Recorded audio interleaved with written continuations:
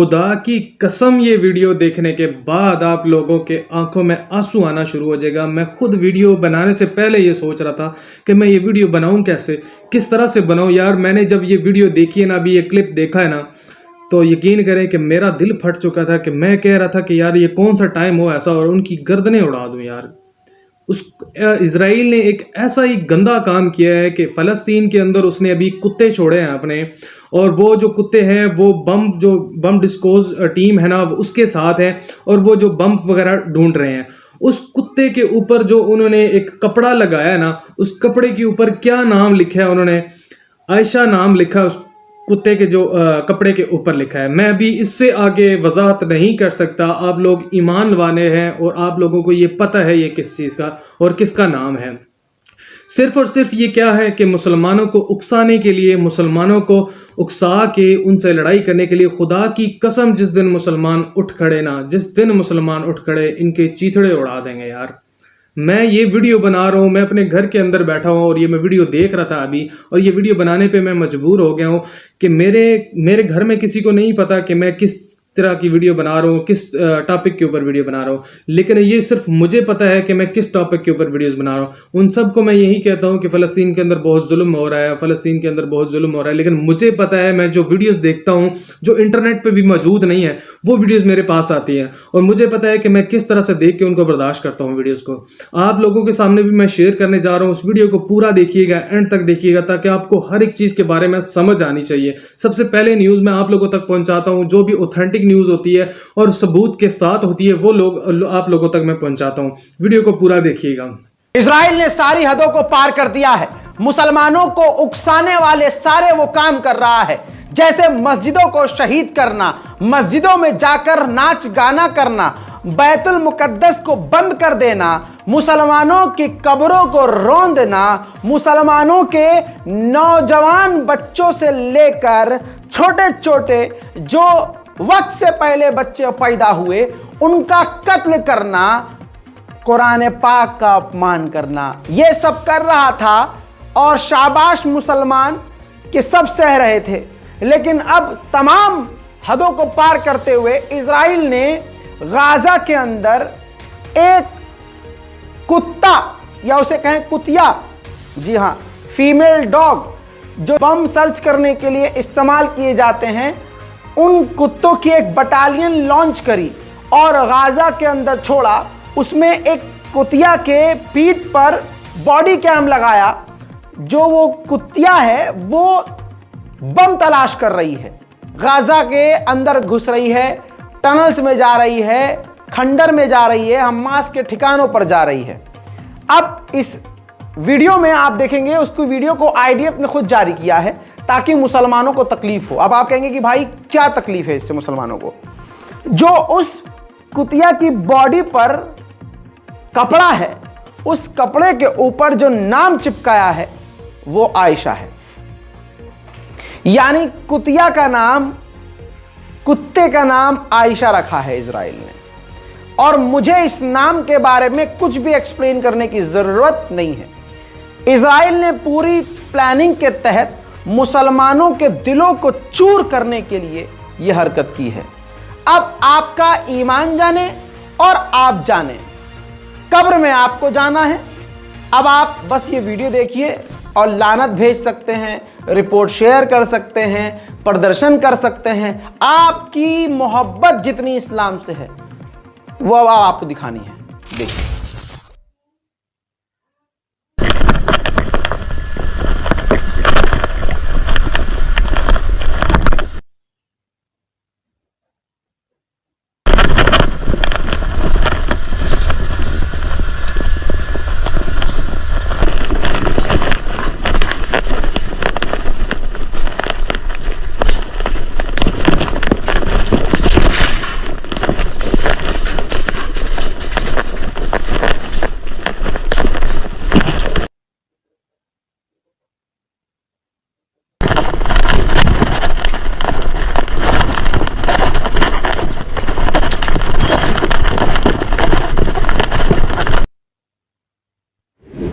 अल्लाह Akbar.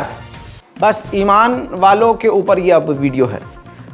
Share करना करिए, नहीं करना है तो आप पे फ़र्क क्या पड़ता है। नहारी खाइए, बिरयानी खाइए, दांत में से गोश्त छुड़ाइए, दीवार पर चिपकाइए और निकल जाइए।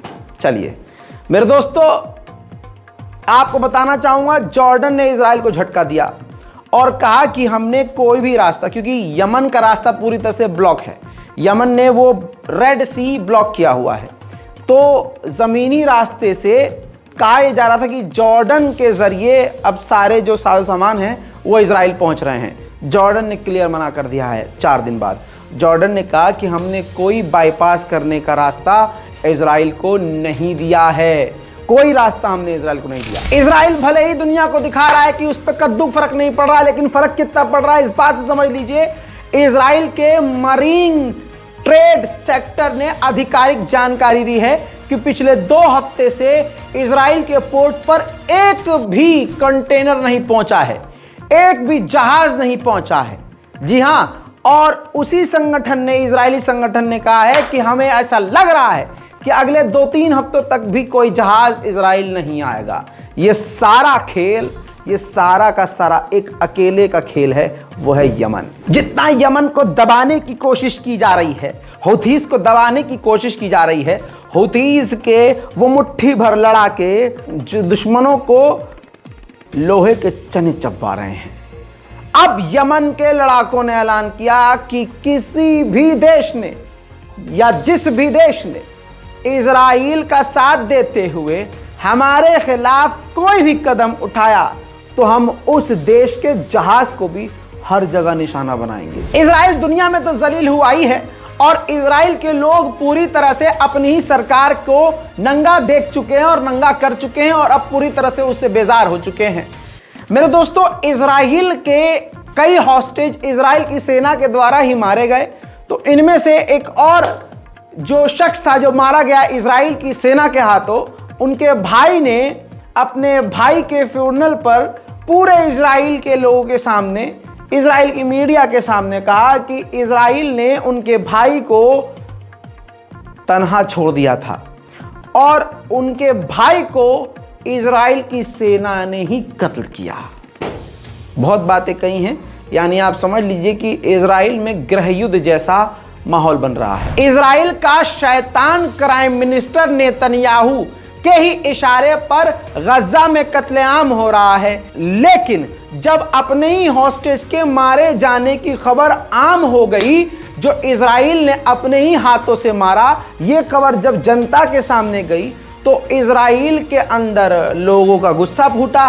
नेतन्याहू को तुरंत उनके साथियों ने कहा कि भैया सामने आकर थोड़ी बहुत एक्टिंग करो, अपना रोना रो और कहो कि भैया हमारा दिल टूटा, ये जो हुआ ये बहुत गलत हुआ। तो सुनिए दोस्तों, यही बात उन्होंने फिर वीडियो में कही कि मेरा बड़ा दिल दुखा कि हमारे होस्टेज गाजा में मारे गए। כשעדכנו אותי על הטרגדיה הנוראה, זה עלם בי. אלון, סמר ויותם שרדו את התופת במשך 70 יום. הם היו כפסע מהחופש. הם ממש נגעו בגאולה. ודווקא אז קרה האסון.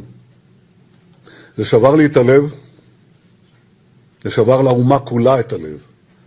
וליבנו יוצא למשפחות בשעת יגונן. वहीं मेरे दोस्तों, फिलिस्तीन अथॉरिटी के ऑफिशियल ने कहा है कि हमास को जंग के बाद ये सोचना होगा कि वो किस रास्ते पर चल रहा था, वो पॉलिटिक्स किस तरह से कर रहा था, किस तरह से वो अपना एरिया, अपना देश गाजा चला रहा था। उसको दोबारा से सोचना होगा, अपनी रणनीति को बदलना होगा। मेरे दोस्तों, आपको बता दूं कि इजराइल की मिलिट्री ने यहिया अंसनवार के जो हॉलिडे वेकेशन हाउस था, एक अलग जगह उन्होंने घर बनाया हुआ था, वहां पर रेड करी। रेड के दौरान इजराइल की सेना को टनल्स के अलावा कई हथियार भी मिले हैं। वहीं ग्रेटा थनबर्ग को कौन नहीं जानता। ग्रेटा थनबर्ग एक बार फिर से देखी गई हैं फ्री फिलिस्तीन और फिलिस्तीन झंडे के साथ, हाथ में स्लोगन्स लिए, ज्यूज फॉर फिलिस्तीनियन लिबरेशन, अपनी पूरी टीम के साथ वो नजर आई हैं। आपको बता दूं कि स्वीडन में इस वक्त मौजूद है, यह तस्वीर स्वीडन से ही जारी की गई है। प्रेसिडेंटल कैंडिडेट जो अमेरिका की है, निक्की हेली, उसने बड़ा खतरनाक जहर उगला। बाइडेन जहां थोड़ा बहुत क्या काफ़ी ज़्यादा जो है इजराइल पर भी भड़क जाते हैं बीच बीच में और इजराइल को भी कई मुद्दों पर आकर रोकते हैं कि आप जैसे कि फिलिस्तीन अथॉरिटी को ही सरकार दीजिएगा, गाज़ा के अंदर आपकी सेना नहीं होनी चाहिए और 2 स्टेट सॉल्यूशन होना चाहिए और आप इस तरह से हमले कीजिए कि ज़्यादा आम नागरिकों की मौत ना हो। आपके जो वेस्ट बैंक में जो लड़ाके हैं और जो आपके सेटलर्स हमला कर रहे हैं उनको रोकिए। इस तरह की बातें जो हैं बाइडेन कर रहे थे, चाहे इसको बैलेंस समझ लीजिए। निक्की हेली ने पूरी तरह से अपना आतंकी चेहरा दिखाया है और कहा है बाइडेन को ही इंटरनेशनल मीडिया के सामने कि या तो आप हमारे दोस्त हैं या आप दोस्त नहीं हैं।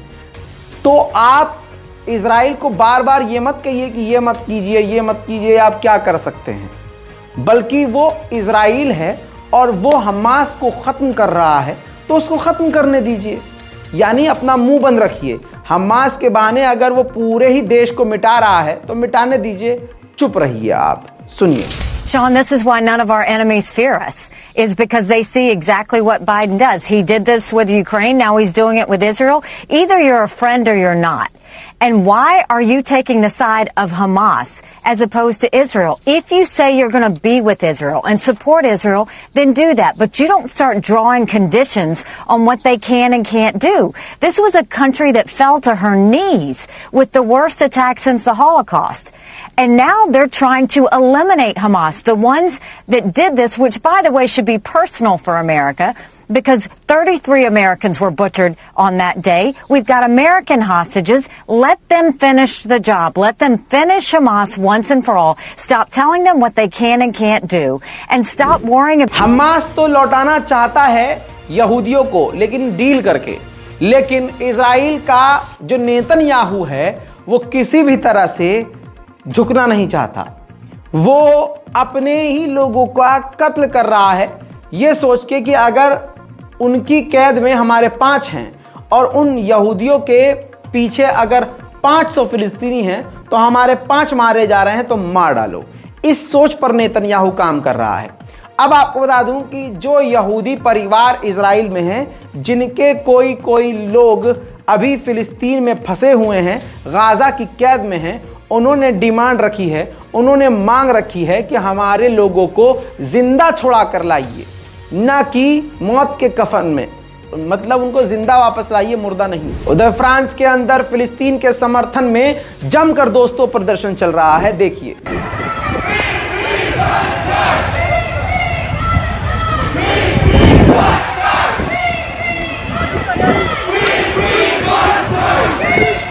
वहीं मेरे दोस्तों आपको बताना चाहूंगा, इजराइल में जो वोटिंग हुई है वो वोटिंग बड़ी खतरनाक आई है।